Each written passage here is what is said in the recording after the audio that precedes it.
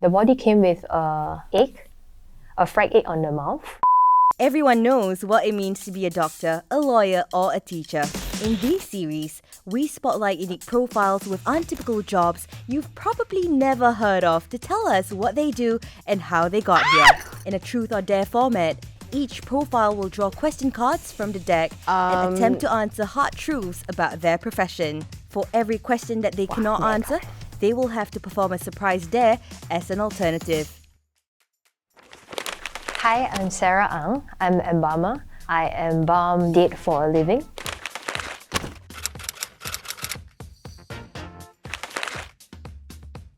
Describe the first time ever touching a deceased body. I have been in the funeral home since young because my dad started a funeral home. It doesn't really freak me out because it's quite common for us. Like after school, we go to the office, we have our lunch there. We play around, do our homework there as well. Even like some rituals, sometimes we'll just hang around to watch. Do you feel obligated to enter this line of career since it is a family business? At first, it's like I have no choice. My dad passed away quite suddenly. That time, I'm still studying in poly, so I have to actually juggle my time, help my mom, and also to take care of my brother. I help out like as a part-time, fetch my mom around to funerals or even crematorium. So it became very common routine for me. I didn't expect that I would actually join the funeral industry. But however, as time goes by, when I serve family and I see the meaning, I feel like it's a calling for me as well. For your own funeral, would you want to be embalmed? No. Back then I would say that no, I won't want to be embalmed, but maybe because I started a family, I would want to have a proper closure for my kids as well and my family members. And then back then, really there's not much female embalmers around, but now we have trained up a team of female embalmers, so I don't mind them, seeing me naked. I'll prefer a female embalmer to embalm me. In the industry, is there a percentage of like female embalmers? We are looking at 20 and 80. There's more male embalmers still in Singapore.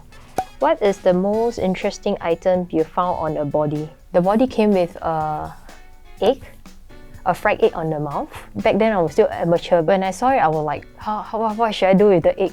Should I put it back after that or should I throw it away? So in the end, I called the funeral director. So the funeral director checked with the family member. They said this is one of their Chinese tradition that they do, and they do for most of their family members. And so no, you just dispose the egg. Describe the most interesting or weird or scary body you have ever put together. Wow, I don't know. It's not scary to me lah. So I will take a dare card.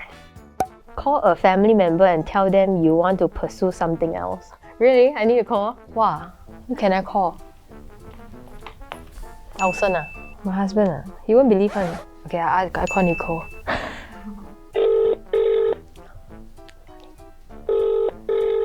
Hello? Hey, Nicole Hey, you free to talk? Yeah. Hey, you go one side can Okay, yeah. Okay, yes. Yeah, I got something to tell you. What? Actually, I don't want to be an embalmer anymore. Huh, why? I actually got very sick and tired already. Why so sudden, yeah? That's why I only tell you. I never tell Elson. How So you take over everything You see lah, you can I mean, because now got Mackie, so quite okay lah. You see lah, anything one. But I don't know how to tell Elson Well, I think he will explode lah. Only worry is Elson side. The rest I think still like quite okay, cause now got Mackie, then got Justin so not as bad. Yeah. Actually, it's a prank It's a prank. Hey, you see me free leh. Bye-bye. I think she's gonna kill me later. Lucky I never called Elson. True or false? Embalming can be considered quite an intrusive procedure. There's a lot of misconception about embalming. Like we will actually remove organs and all, but actually we don't do that. We just inject chemical in, then drain the blood out. That's all. So that we try to preserve the body as much for the wake. How has your work of beautifying the dead changed your perspective of how you view the living? I can accept like death that can happen anytime. I just try my best to actually live to the fullness, especially with my kids and family. Every time when I lose my loved one, I will start to think that maybe I have to actually work out on my work-life balance. That's how I actually remind myself. Never have I scared away friends or a potential partner because of my job. That's how I met my husband. We met at a crematorium, then we share our bad experience with our past partner whereby maybe the family is quite against our job or when they find that we are not clean. It's not easy for your partner to understand the situation, especially our job is like 24/7 and we could be dating and next moment they say, hey, sorry, I need to go hospital. My family runs a funeral home, his family also runs a funeral home, and then he has his own funeral home, so they all understand our job. Never have I ever worked on someone I know personally. I worked on a few. I have an uncle who worked in my father's company for many years. He's actually like my father's brother, and he got a heart attack. On a daily basis, he always take care of me, he buy food for me and all. So at that point, I'm thinking I'm only the best person to embalm him. And then I embalm already, I'm like, oh, okay. I said, I'll see you tomorrow. Because you only start to wake the next day. But the next day when I came back to work, then I accept that he's dead. So I think the detachment that I have like previous night, right, was there. And then when I go back and see him, I was like shocked.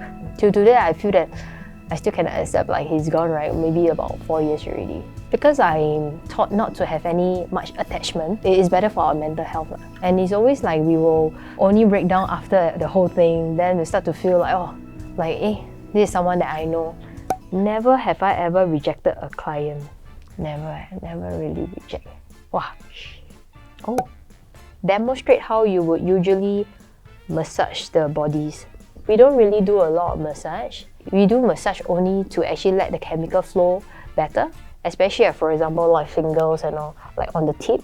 Sometimes it gets purplish, and then after massaging and all, then it takes time for the chemical to actually flow through, then it will start to turn pinkish. Are you curious about the rest of the deck cards? I'm curious. I don't dare to see. Do you have an embalming playlist? Dance to the music you listen to when you do your job. Apparently, I like to listen to party songs. Their funeral director will come ask me and say, hey, are you scared that's why you play your music so loud? But I didn't play very loud, it's just that it's a party song. I just feel that I can do better with these songs. Call and convince a stranger of being an embalmer. Oh, this one quite challenging. Some people when we talk about like, what are you doing? I say I'm an embalmer, they're like, what's an embalmer? Then I said, oh, preserve the dead body. You see their reaction is very cute. You're like, oh, okay.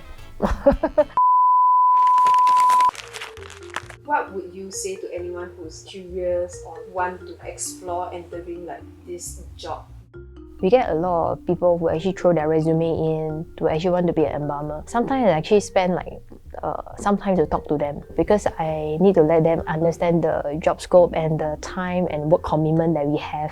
So when they come in, they got a shock. They cannot accept like, like you have to work like overtime, like for like maybe 4 nights, Or maybe they understand the job scope, they read up and all, but when they really get involved, is over the expectation. Is there anything that is studies related? In Singapore, there isn't any school yet. So you have to actually go overseas to actually get your certification. But when they come to Singapore, it's not as the same as what other countries are doing. Just like when I come back to Singapore, I have to actually adjust.